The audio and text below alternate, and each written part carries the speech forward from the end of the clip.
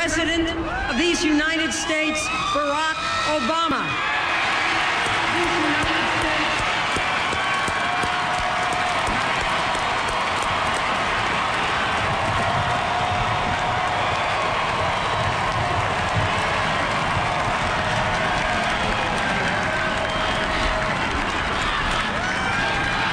Thank you.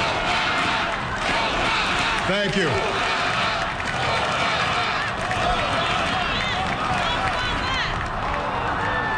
My fellow citizens, I stand here today humbled by the task before us,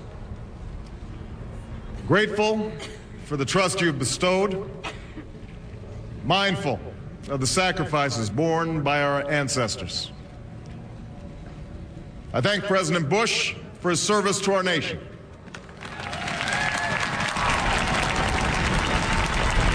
As well as the generosity and cooperation he has shown throughout this transition.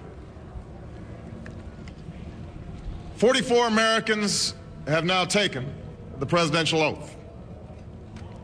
The words have been spoken during rising tides of prosperity and the still waters of peace. Yet, every so often, the oath is taken amidst gathering clouds and raging storms. At these moments, America has carried on not simply because of the skill or vision of those in high office, but because we, the people, have remained faithful to the ideals of our forebears and true to our founding documents. So it has been, so it must be with this generation of Americans. That we are in the midst of crisis is now well understood. Our nation is at war against a far-reaching network of violence and hatred.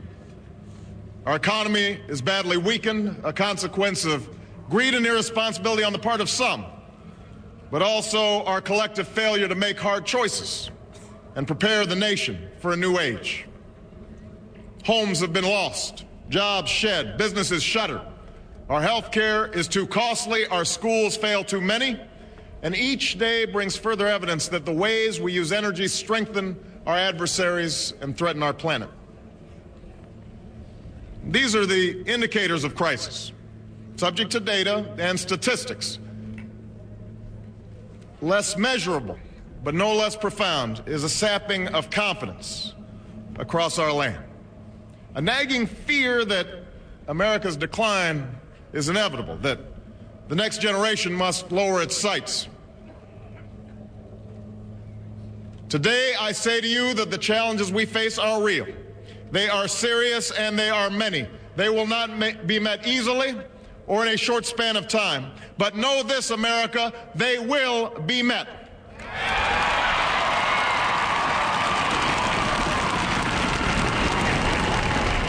On this day, we gather because we have chosen hope over fear, unity of purpose over conflict and discord. On this day, we come to proclaim an end to the petty grievances and false promises, the recriminations and worn-out dogmas that for far too long have strangled our politics. We remain a young nation, but in the words of Scripture, the time has come to set aside childish things. The time has come to reaffirm our enduring spirit, to choose our better history, to carry forward that precious gift, that noble idea passed on from generation to generation, the God-given promise that all are equal, all are free, and all deserve a chance to pursue their full measure of happiness.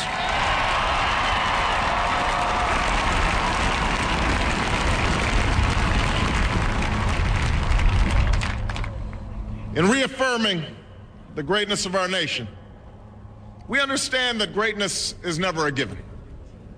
It must be earned. Our journey has never been one of shortcuts or settling for less. It has not been the path for the faint-hearted, for those who prefer leisure over work or seek only the pleasures of riches and fame. Rather, it has been the risk-takers, the doers, the makers of things, some celebrated, but more often men and women obscure in their labor, who have carried us up the long, rugged path towards prosperity and freedom. For us, they packed up their few worldly possessions and traveled across oceans in search of a new life. For us, they toiled in sweatshops and settled the West, endured the lash of the whip, and plowed the hard earth. For us, they fought and died in places like Concord and Gettysburg, Normandy, and Quai San. Time and again, these men and women struggled and sacrificed and worked till their hands were raw so that we might live a better life. They saw America as bigger than the sum of our individual ambitions, greater than all the differences of birth or wealth or faction. This is the journey we continue today. We remain the most prosperous, powerful nation on earth. Our workers are no less productive than when this crisis began. Our minds are no less inventive, our goods and services no less needed than they were last week or last month or last year. Our capacity remains undiminished. But our time of standing pat, of protecting narrow interests and putting off unpleasant decisions, that time has surely passed. Starting today, we must pick ourselves up, dust ourselves off, and begin again the work of remaking America.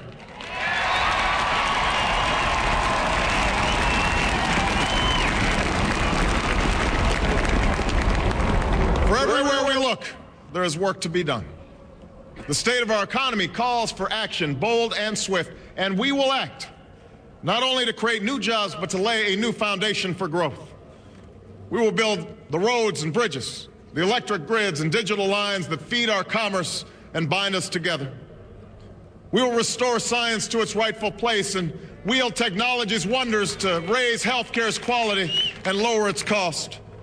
We will harness the sun and the winds and the soil to fuel our cars and run our factories, and we will transform our schools and colleges and universities to meet the demands of a new age.